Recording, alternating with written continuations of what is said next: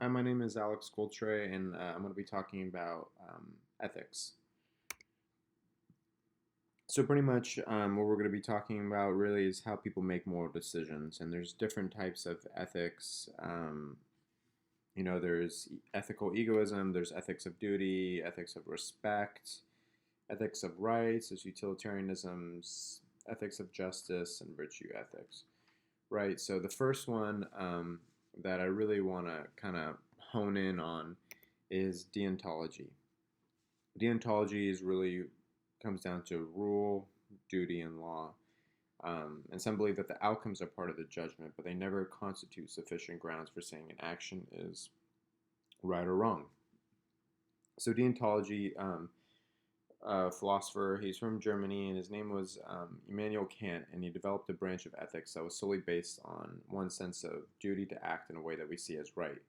And Kant's theory really guided by a person's own personal sense of morality or what is right and what's wrong. And, we call it Kant's deontological ethics. And it starts by really acknowledging that actions and their outcomes are independent things. And basically, there are things you have to do even though you know they are wrong, such as, like, for example, shooting an intruder that breaks into your house to protect your own family.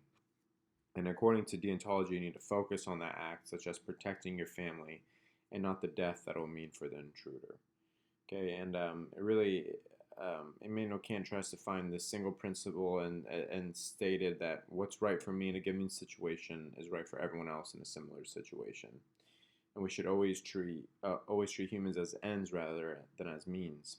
And he's really trying to practice this principle of universality to kind of protect the objective nature of morals. Okay, so now to kind of go down to utilitarianism, this is really kind of telling us um, one must really act to achieve the greatest good for their greatest number, right? It kind of helps. It seeks to kind of reduce suffering and increase pleasure, happiness. Demands a high degree of self sacrifice, and we must consider the consequences for everybody. And utilitarians claim that the purpose of morality is to make the world a better place. And so, what I like to do to kind of understand this a little bit more is I like to kind of compare it to other theories. So, utilitarianism is really a branch of consequentialism, and utilitarianism is the idea that an action that is most moral or seems most right is the one that creates the most good for all parties that are involved. And there's a couple social theories out there that John Stuart Mill and Jeremy Bentham, they're both British and they're classic utilitarians, and they really identify the idea that of good with pleasure and believe that people should attempt to achieve the most good for everybody in utilitarianism, and everyone's happiness counts the same.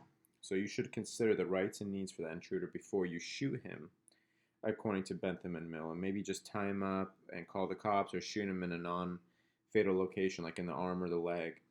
And on the other hand, deontology considers what benefits you and the people you care about, not necessarily what the good is for society or anyone else. So Kant would tell you to shoot the intruder and kill them, even though that's morally wrong, because it's your duty to protect your family. And to kind of compare the two philosophies, we say that utilitarianism says that an act that achieves happiness through consideration of all sides should be considered good. So not killing the man in your living room, but also making sure your family's safe.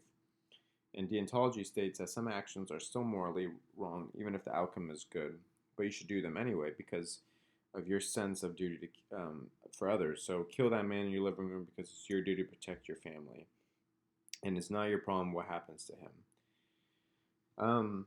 Deontology actions and outcomes are measured separately, so which is not the case for utilitarianism. And deontology will say that an act that is not good morally can lead to something good, such as shooting the intruder and killing is wrong, but protecting your family is right. And according to Kant, morality is affected by rational thought more so than by emotion. And so, human nature, which might tell you to protect your family, has nothing to do with the morality, which tells you killing is wrong because human beings are rational enough to make case by case decisions. Now, to kind of go to consequentialism, this really appeals to results and tries to maximize the general good. So, for instance, most people would agree that lying is wrong. But if telling a lie would help to save someone's life, consequentialism would say that it's the right thing to do. And there's two examples of this. So there are utilitarianism and there's hedonism. And utilitarianism judges consequences by the greatest good for the greatest number standard. So consequentialism is really based on two principles. Whether an act is right or wrong depends only on the results of that act, and the more good consequences an act produces, the better or more right that act. It kind of gives guidance when faced with moral dilemma. A person should choose action that maximizes good consequences, and it gives this general guidance on how to live. So people should live to maximize good consequences. And there's different forms of this that kind of differ over what the good thing is to be maximized is. So utilitarianism will state that people should maximize human welfare or well-being, and hedonism tells us that people should maximize human pleasure. And other forms of consequentialism kind of take a more subtle approach, and as an example, stating that people should maximize the satisfaction of other fully informed and rational preferences. In practice, people don't assess the ethical consequences of every single act because they just really don't have time for that. So instead, they use ethical rules that are derived from considering the general consequences of particular types of acts, and that's called ruled consequentialism. So as an example of that, according to rule consequentialism, we consider lying to be wrong because we know that in general lying produces bad consequences. But results-based ethics produces this important conclusion for ethical thinking that no type of act is inherently wrong, not even murder. So it depends on the result of the act. Even though this is a kind of far-fetched example, it kind of helps make things a little clearer. So suppose that by killing A, which is a very innocent person, you can save 10 other people. So a consequentialist would say that killing A is justified because it results in only one person dying rather than 10 people dying.